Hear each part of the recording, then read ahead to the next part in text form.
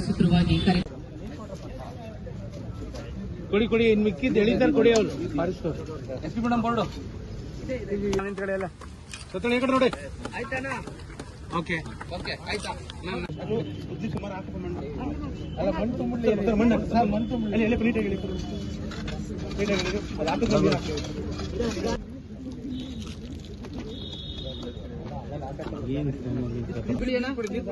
ಕೊಡಿ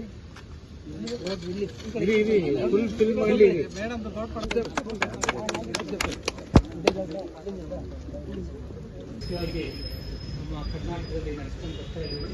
ಇದಕ್ಕೆ ಎಲ್ಲರೂ ಸಹಕಾರ ಮಾಡ್ತಾ ಇದ್ದಾರೆ. ನಾವು ಕಳೆದ ಒಂದು 10 ವರ್ಷಗಳಿಂದ ಪ್ರತಿ ಜೂನ್ 5ನೇ ತಾರೀಕು ನಮ್ಮ ನ್ಯಾಯಾಂಗ ಇಲಾಖೆ, ಹೈಕೋರ್ಟು ಮತ್ತು ಸುಪ್ರೀಂ ಕೋರ್ಟ್ ಅವರ ಸೂಚನಾ ಅನ್ವಯ ಎಲ್ಲ ನ್ಯಾಯಾಲಯಗಳ ಆವರಣಗಳಲ್ಲಿ ಗಿಡಗಳನ್ನು ನಡೆಸಿ ಬೆಳೆಸಿದ್ದೇವೆ. ಸಿಬ್ಬಂದಿಯ ಮೂಲಕ ಅದಕ್ಕೆ ಮೇಂಟೆನೆನ್ಸ್ ಮಾಡಿ ಗಿಡಗಳನ್ನು ಬೆಳೆಸಿದ್ದೇವೆ. ಅದಕ್ಕೆ ತಾಜಾ ಉದಾಹರಣೆ ನಮ್ಮ ಈ ಮಂಡ್ಯ ನ್ಯಾಯಾಲಯದ ಆವರಣದಲ್ಲಿ ಬೆಳೆದಿರ್ತಕ್ಕಂಥ ಎಲ್ಲ ಮರಗಿಡಗಳು. ನಮಗೆ ತಂಪಾದ ಒಂದು ವಾತಾವರಣ, ಒಂದು ನ್ಯಾಯವಾದಿಗಳಿಗೆ, ಕಕ್ಷಿಗಾರರಿಗೆ ಅದೇನು ಬೇಜಾರು ಮಾಡಿಕೊಂಡು ದೇಶದಿಂದ ಬಂದಿರ್ತಾರೆ ಅವರಿಗೆಲ್ಲ ಸಮಾಧಾನವಾಗಲಿ ಶಾಂತಿಸಿದ ಹೇಳಿ ನಮ್ಮ ವಕೀಲ ಸಂಘದ ಅಧ್ಯಕ್ಷರು ಮುತುವರ್ಜಿಯಿಂದ ಇಲ್ಲಿ ಆಚರಣೆ ಮಾಡಿದ್ದೇವೆ.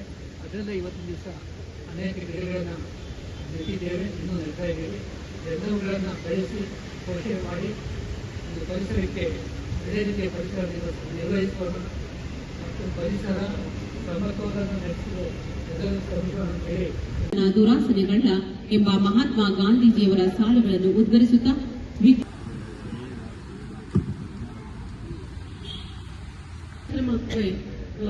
ಉದ್ಘಾಟನೆ ಮಾಡುವುದರ ಮೂಲಕ ಆಗಮಿಸಿ ಚಾಲನೆ ನೀಡಿಕೆ ಗೌರವಾನ್ವಿತ ಪ್ರಧಾನ ಜಿಲ್ಲಾ ಮತ್ತು ಸತ್ರ ನ್ಯಾಯಾಧೀಶರಾದಂತಹ ಶ್ರೀ ಸಾಹೇಬ್ರನ್ನ ಕೇಳಿಕೊಂಡಾಗ ಎಲ್ಲ ಒಳ್ಳೆ ಕೆಲಸಗಳಲ್ಲೂ ಅವರು ಸದಾ ದಿವಸಕ್ಕೆ ಸೀಮಿತ ಆದ್ರೆ ಡಿಸಿ ಸರ್ ಬಹಳ ಅದ್ಭುತವಾಗಿ ಮಾತಾಡಿದ್ರು. ನಾನು ಯಾವಾಗ್ಲೂ ಹೇಳ್ತಾ ಇರ್ತೀನಿ, ಕ್ರೈಮ್ ಸೀನ್ ಹೋದಾಗ ಯಾವ ಪ್ರಾಣಿ ಪಕ್ಷಿ ಯಾರು ಸತ್ರೂ ಅಷ್ಟು ಹೊಲ್ಸನ್ಸಲ್ಲ. ಆದ್ರೆ ಮನುಷ್ಯ ಒಂದ್ 2-3 ದಿವಸ ಕಳೆದು ಬಿಟ್ರೆ ಬಹಳ ಹೊಲ್ಸನ್ಸುತ್ತೆ, ಪಕ್ಕದ ಹೋಗ್ಲಿಕ್ಕೆ ಅಷ್ಟು ಸ್ಮೆಲ್ ಅನ್ಸುತ್ತೆ. ಅಂಥದ್ದು ಮರ ಅದು ಕಟ್ ಮಾಡಿ ಏನಾದ್ರೂ ಮನೆಗೆ ಆಶ್ರಯ ಆಗ್ತದೆ, ಮನೆಯಲ್ಲಿ ಉಪಯೋಗ ಆಗುತ್ತೆ.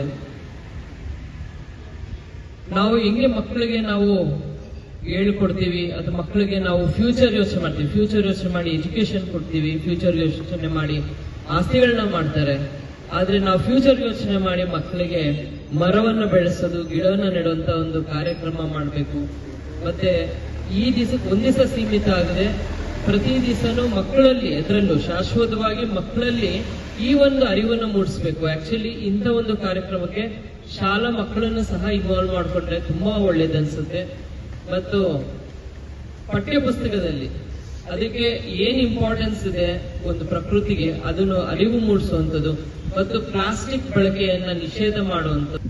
ಈಗಾಗಲೇ ಗೌರವಾನ್ವಿತ ಮಾನ್ಯ ನ್ಯಾಯಾಧೀಶರು ಮಾತನಾಡಬೇಕಾದ್ರೆ ಪರಿಸರವನ್ನ ನಾವು ಯಾವ ರೀತಿ ಸಂರಕ್ಷಣೆಯನ್ನ ಮಾಡಬೇಕು ಅನ್ನುವಂತ ಒಂದು ವಿಚಾರವನ್ನ ನಮಗೆ ತಿಳಿಸಿದ್ದಾರೆ.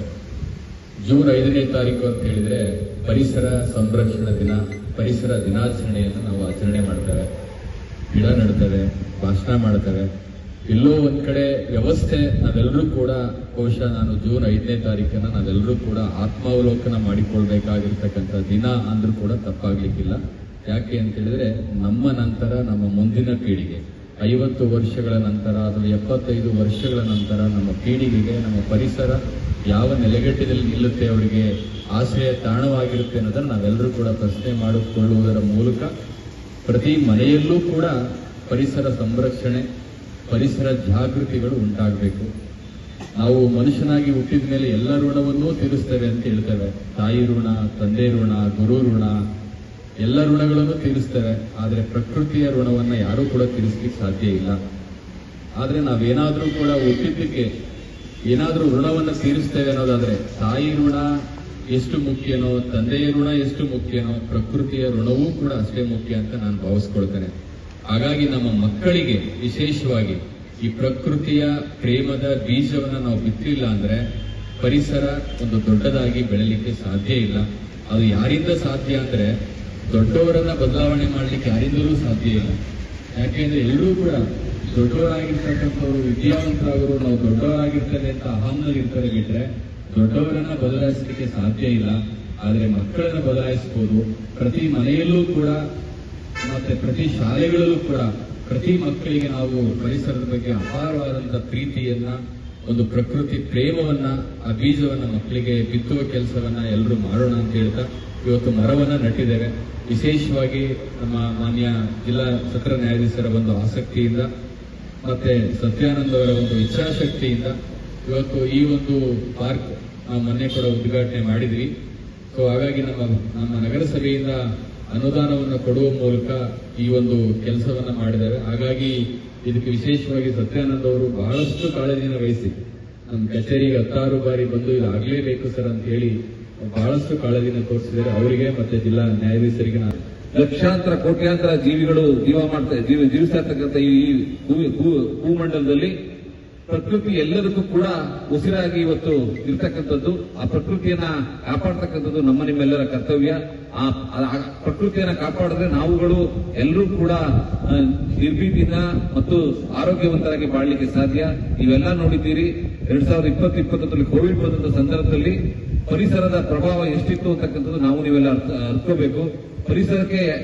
ಪರಿಸರ ಇಲ್ಲದೆ ಹೋಗಿದ್ರೆ ನಾವೆಲ್ಲ ಇರ್ಲಿಕ್ಕೆ ಸಾಧ್ಯ ಇರಲಿಲ್ಲ. ಅಂತ ಪರಿಸರವನ್ನ ನಾವು ಕಾಪಾಡಬೇಕು ಅಂತ ಈ ಸಂದರ್ಭ ಕೇಳ್ಕೊಳ್ತಾ, ಇದೇ ಸಂದರ್ಭದಲ್ಲಿ ಮಂಡ್ಯ ಜಿಲ್ಲೆಯ ಉದ್ಭವ ಆಗಲಿಕ್ಕೆ ಕಾರಣಕರ್ತರಾದ ಮೈಸೂರಿನ ಮಹಾರಾಜರು ರಾಜಋಷಿ ಶ್ರೀ ನಾಲ್ವಡಿ ಕೃಷ್ಣರಾಜ ಒಡೆಯರ ಜಯಂತಿಯನ್ನು ಆಚರಣೆ ಮಾಡುವ ಮೂಲಕ ಅವರನ್ನು ಕೂಡ ಈ ಸಂದರ್ಭದಲ್ಲಿ ನೆನಪನ್ನ ಮಾಡ್ಕೊಳ್ತಾ ಇದ್ದೀವಿ. ಮತ್ತು ಈ ಒಂದು ಕಾರ್ಯಕ್ರಮವನ್ನ ಆಯೋಜನೆ ಮಾಡಿಕೊಳ್ಳಲಿಕ್ಕೆ ಅರಣ್ಯ ಇಲಾಖೆಯವರು ನಿನ್ನೆಯಿಂದ ಇಲ್ಲಿ ಸಾಕಷ್ಟು ಶ್ರಮವನ್ನು ಪಟ್ಟಿದ್ದಾರೆ. ಅವರು ಕೂಡ ಕೃತಜ್ಞತೆಗಳನ್ನು ಸಲ್ಲಿಸುತ್ತೇನೆ. ಅದೇ ರೀತಿ ನಾಳೆಯಿಂದ ಈ ಒಂದು ಪಾರ್ಕ್ನ ಅಭಿವೃದ್ಧಿ ಮಾಡಲಿಕ್ಕೆ ತೋಟಗಾರಿಕೆ ಇಲಾಖೆಯವರು ಮತ್ತು PES ಜನತಾ ಶಿಕ್ಷಣ ಟ್ರಸ್ಟ್ನ ತೋಟಗಾರಿಕೆ ವಿಭಾಗದವರು ಕೂಡ ಕೆಲಸ ಪ್ರಾರಂಭ ಮಾಡ್ತಾ ಇದ್ದಾರೆ. ಇದರ ಸದುಪಯೋಗವನ್ನು ಎಲ್ಲ ನನ್ನ ಸಿಬ್ಬಂದಿ ವರ್ಗದವರು, ನನ್ನ ವಕೀಲ ಮಿತ್ರರುಗಳು ಪಡ್ಕೊಳ್ಬೇಕು. ಇಲ್ಲಿ ಪರಿಸರದಲ್ಲಿ ಬಂದ್ರೆ ನಿಮ್ಮ ಮನಸ್ಸು